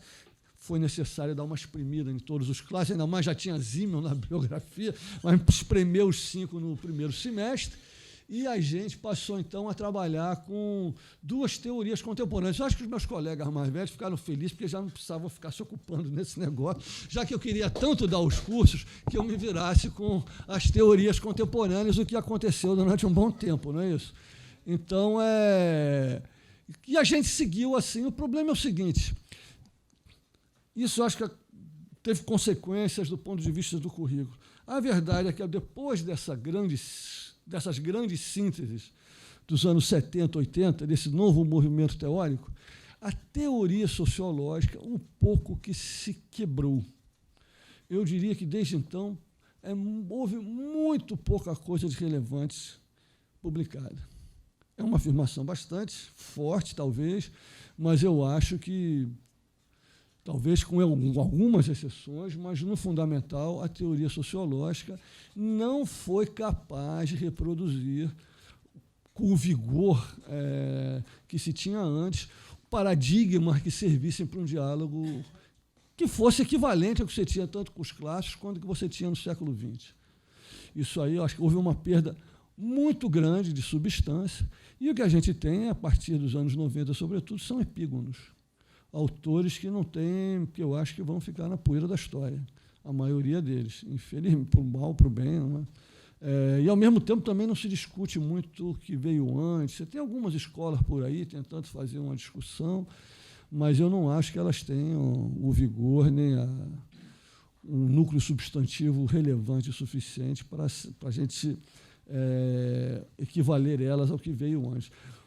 Na minha cabeça, eu acho que na de vários colegas, porque não foi nem eu, inclusive, que comecei essa discussão, mas eu concordei com ela em grande medida por causa disso, que era fundamental, então, que a gente tivesse a capacidade de pensar a teoria clássica no primeiro semestre do curso de vocês, e no segundo semestre a gente poder discutir fundamentalmente a sociologia do século XX, que tem coisas absolutamente relevantes em várias linhas de pensamento. Não é? E que a gente deixasse, então, a teoria 3 para se trabalhar o que está se fazendo contemporaneamente, o que cada professor achasse que era relevante ser discutido. Porque, para você ter cursos obrigatórios, na minha opinião, a gente tem que ter cânones, né, que sejam válidos e consensuais o suficiente para a gente dizer que o aluno tem que conhecer aquilo. Né? Agora, se esse cânone não existe, como você vai montar uma disciplina supostamente canônica? Então, vamos deixar em aberto, né, fazer disso um laboratório de pesquisa com as formas de pensamento possíveis que estão sendo desenvolvidas ou não. Então, a gente tenta desenvolver nós mesmos. Né? Então, eu acho que essa é um pouco a lógica por trás da reorganização curricular última que a gente fez aqui no Instituto. Eu acho que funciona, às vezes não funciona, mas nem tudo funciona. Nada funciona sempre, não é isso? E eu acho que, no fundamental, funciona bastante bem nesse sentido. Talvez a gente pudesse até pensar daqui a pouco em transformar essa 3 em temas substantivos de sociologia, que talvez eu acho que fosse mais produtivo. Por que eu estou dizendo isso? Não é só uma brincadeira nem uma provocação. Tem a ver com a ideia seguinte. Quando eu estudei teoria sociológica aqui, e depois trabalhando com isso e pensando como é que essa coisa pode ser potencialmente mais produtiva e poderosa dentro das ciências sociais, eu tinha muito claro que os professores aqui eram muito interessados em teoria sociológica, mas como sociologia. E esses paradigmas grandes, né, da sociologia do século XIX e do século XX dialogavam muito rigorosamente com a pesquisa empírica.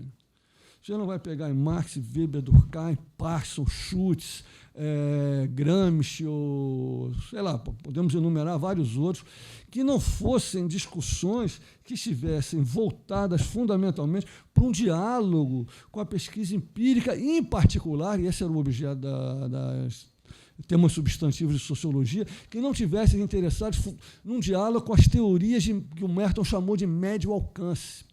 Era isso que fazia essas teorias tão poderosas. Talcott Parsons, por exemplo, é um autor que trabalha num nível de generalidade enorme, não é isso? Agora, vai ver como é que ele está pensando aquilo ali. Tudo tem a ver com alguma área de pesquisa específica. Né? E como é que ele está dialogando e orientando a pesquisa empírica de muitos colegas. Né? Como é que ele está recebendo isso dentro da teoria dele e como é que isso está repercutindo dentro do conjunto da sociologia americana. Né? A gente pode pegar outras áreas de pesquisa e outros autores, a gente já vê uma coisa semelhante, eu creio. Né? Um dos problemas, inclusive, dessas grandes sínteses dos anos 70 e 80 é que elas não tinham esse poder. O Bourdieu, evidentemente, tinha uma teoria que dialogava mais empiricamente com o que estava sendo feito na sociologia francesa naquele momento. O Habermas, ninguém conseguiu, afora a teoria democrática que ele foi escrever nos anos 90, relacionar-se com pesquisa empírica, nunca funcionou, nem os alunos dele. E o Guilherme nunca teve essa ambição. Né? E o Alexander, quando resolveu fazer pesquisa empírica, foi fazer sociologia cultural, que já era uma outra coisa. Eu acho que ele mesmo se convenceu que aquele movimento estava meio esgotado, e ele foi fazer alguma outra coisa, né? Que tem aí realmente uma pegada empírica mais direta. Né? Então, eu acho que uma das marcas, de alguma maneira, da sociologia nessa casa, em termos de teoria sociológica, sempre foi essa preocupação de que a teoria dialogasse com as pesquisas que as pessoas estivessem fazendo. Né? Isso foi feito de uma forma sistemática? Eu acho que com frequência não. Com frequência não. Porque não é muito fácil fazer essa passagem da teoria para a pesquisa. Não é muito fácil sequer, no estado da sociologia contemporânea, a gente fazer o diálogo entre a teoria geral e as teorias de médio alcance. Mas eu acho que isso estava no horizonte. Eu acho que isso é muito importante da gente fazer. E tentar fazer isso também, aí é uma preocupação minha, em diálogo com a nossa realidade e criando, porque isso é o pior do que eu vejo no desenvolvimento das ciências sociais no Brasil hoje. Aliás, que é a nossa absoluta incapacidade de ter um debate organizado. As publicações no Brasil, seja revistas ou livros, são pouquíssimo lidas por nós. Nós não nos citamos, nós não debatemos, e a teoria vive do mesmo problema. Não é? Então, existe um culto aos autores estrangeiros.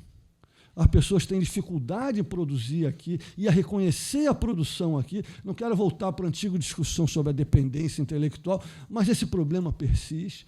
E eu acho que, para a gente ter um avanço verdadeiro nas ciências sociais brasileiras, a gente tem que reconstituir o nosso campo de debate. A internacionalização das ciências sociais foi muito importante nos últimos 30 anos, mas isso veio junto com uma perda também. Pelo menos essa é a minha avaliação pessoal.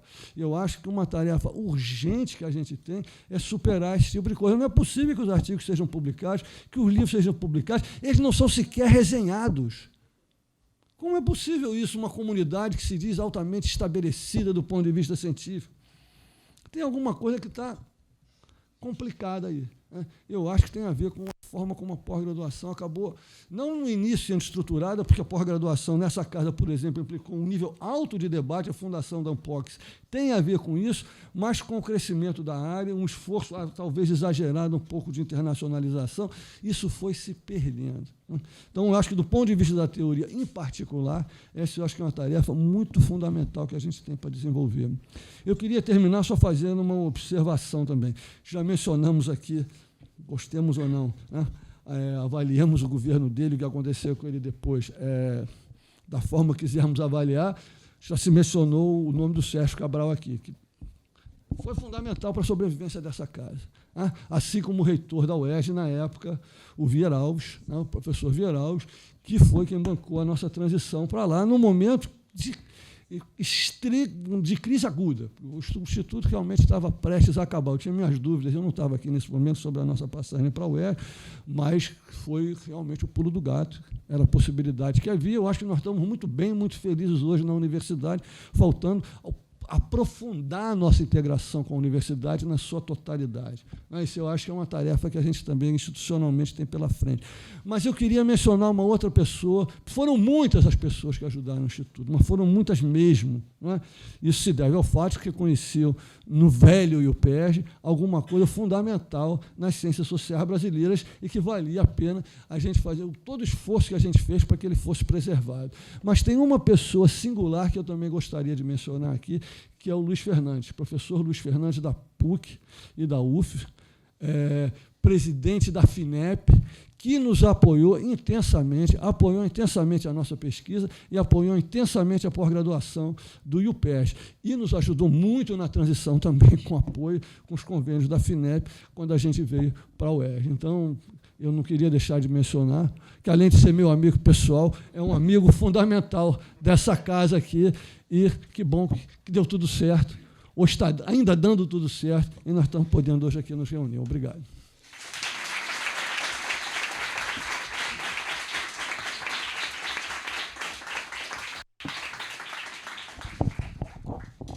Bom, muito obrigado, Maurício. Eu queria agradecer, na verdade, a todas